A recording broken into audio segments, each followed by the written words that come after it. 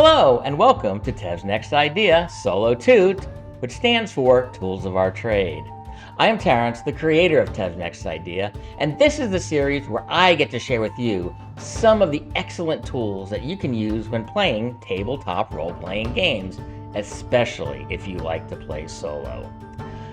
This might be a short-lived series because this very first tool might be the last tool you will ever need. It is the GameMaster Apprentice's deck by Nathan Rockwood of Larcenous Designs.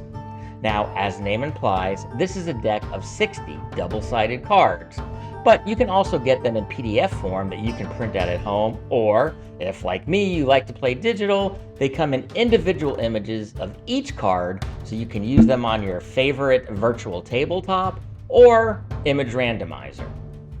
What we are looking at is one of the cards from the base deck.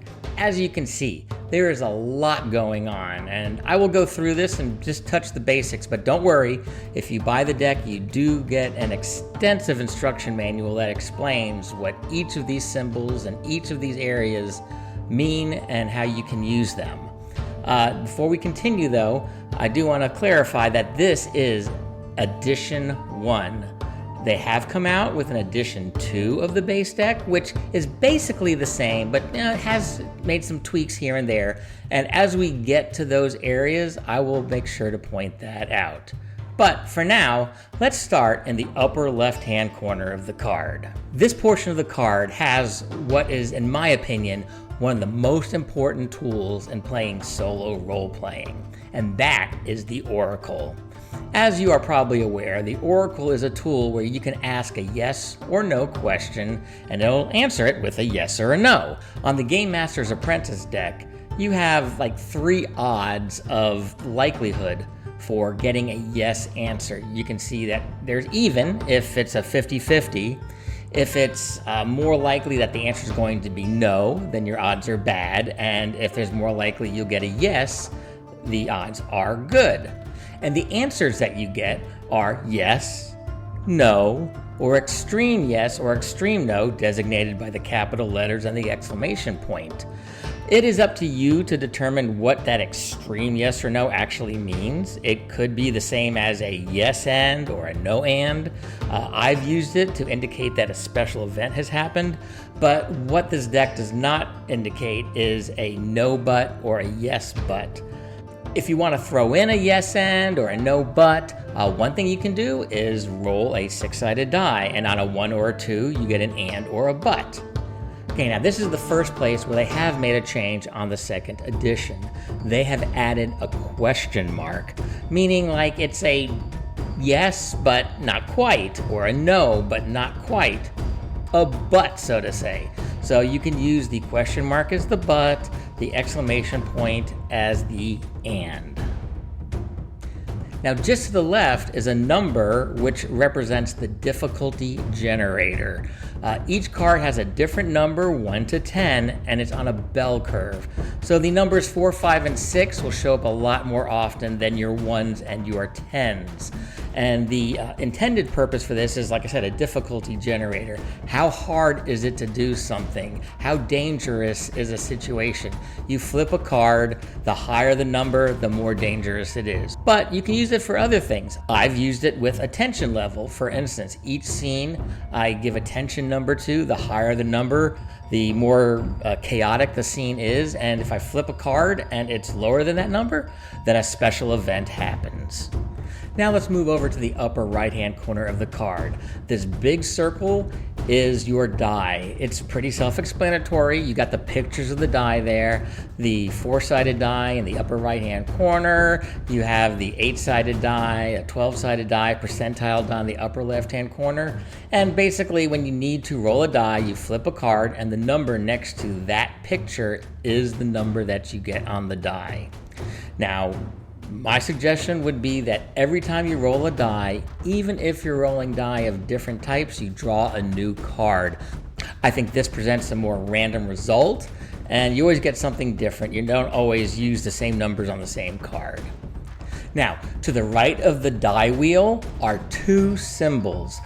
These have no real specific use.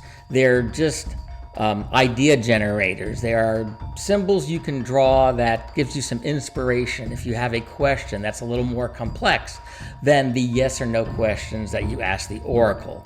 The top symbol is a Norse rune. And don't worry, you don't have to know what Norse runes are. In the instruction book that comes with the deck, there's a whole list of all the various runes that appear on these cards, and they give you the definition of the rune. They give you descriptions of what that rune might inspire, or what situations it might represent, and then it gives you some in-game examples. For instance, on this card right here, this is the symbol Ansuz, and it means ancestral spirit or god. Some of the definitions are, it could mean revelation, it could be insight, it could be truth, divine intervention, and for the in-game examples, they say, contacts from a spirit or a god, or it could be a holy relic. Right below the rune is an elemental symbol. Now, there's only 4 of these. There are air, fire, earth, and water. And again, in the manual, in the instruction book, they have a description of what each of these symbols could mean. For instance, air can mean movement or exploration, whereas earth can be defense or orderly and unchanging. And again, if you just need some inspiration, you pull a card, you look at the symbol, and you interpret it however you want in the way that it fits in your story. Now, in addition to, the creator wanted to try to get away from having to use other reference materials, such as the instruction book, when using these cards. So they removed the Norse runes and the elemental symbols in exchange for just random symbols. You still have 2 symbols there, but each card has a pair of different pictures. There's no description in the book about what these pictures mean. It's up to you to look at these pictures. What do they look like? Do they look like, swords? That could mean a battle. The spy in the bottom there, they could mean, like something that's very sneaky, or someone is watching you. Whatever you want, but the whole idea is they're up to interpretation. There is no set definition, and you can come up with whatever result you want. On the second edition here, you also see in the middle of the die wheel that arrow. That is called the scatter die. This is included on edition 1, but it's in a different location on the card, and I will show you that when we get to it. And the whole idea by a scatter die is very simple. It is just pointing out a direction. If you need to know which way does someone run, you can pull a card and they'll let you know. Is it north? Is it east? Is it southwest? If you hear a sound, which direction is it coming from? Again, you can pull your scatter die and it'll point in a direction. Okay, moving down the card, we get to the random event generator. Now, you might be familiar with this tool. This is the tool that gives you 2 or 3 words, and then you need to put them together and interpret them to answer more complex questions than the ones that you just need a yes or a no answer for. On the card, we have the verbs on the left, adjectives in the middle, and nouns on the right. And just like the die, I recommend that you draw a card for each word. Don't just use the same words on the cards. You'll always get the same combinations then. Drawing a new card will always give you different combinations. Okay, so for example, if your characters are in a tavern and you are sitting next to a table with a couple of gentlemen talking, you might hear their conversation and you want to know what they're talking about. So you turn over the first card and you get Unearth, and the second card you get Rebellion. Unearth Rebellion. So possibly you hear them talking about plans to overthrow the king, or maybe they're part of a mercenary group and they have a scheme to upset business or something like that. Who knows?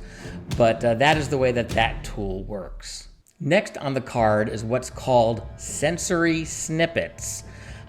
Very self-explanatory. These are things that you hear, things that you see, things that you touch, and things that you smell. You see the little symbols there, the ear, the eye, the finger, the nose. And next to it is a description. So if for any reason you need a random sound or a random sight or how something feels, you can just flip a card and get an answer. Next on the card is what is known as the tag symbols. Those are those little pictures you see there. On this particular card, there's a wand, a skull, and those circles are a target.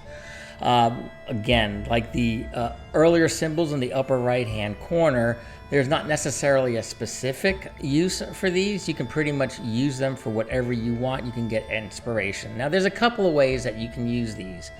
First, you can just look at the picture. There are actually 10 pictures all told, and interpret them. Maybe a wand means something magic. Maybe a skull means death.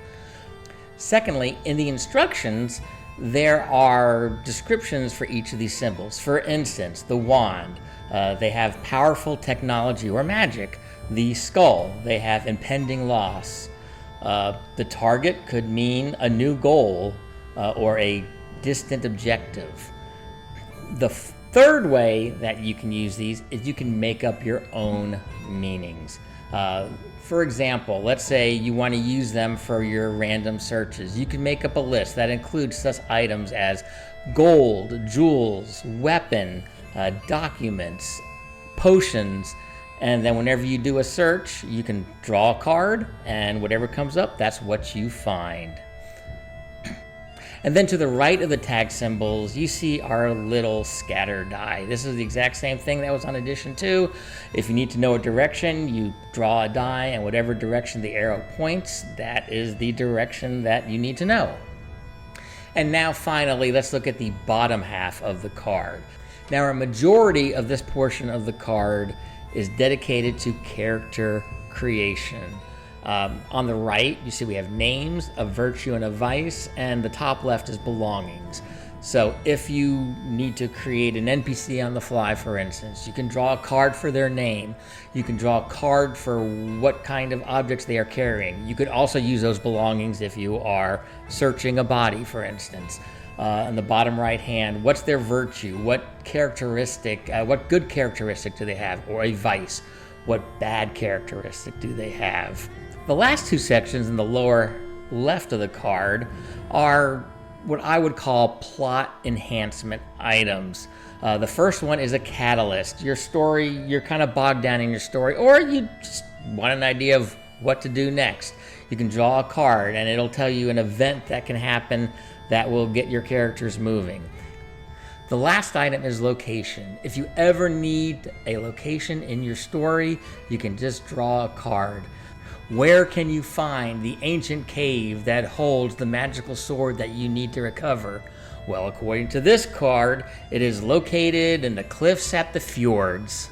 Now, the lower half of the second edition of the cards is very similar, but they have made some changes. Again, the majority of the card is dealing with character creation. You see, you still have your belongings and you have your names, but instead of a specific virtue or vice, they just made one block called traits and given you 3 different traits in there that you can use on your character to describe your character. And then on the lower left for your plot enhancers, they've removed the specific catalyst and location and just given you a single situation block, which has your catalyst on top, a location in the middle, and then stakes on the bottom.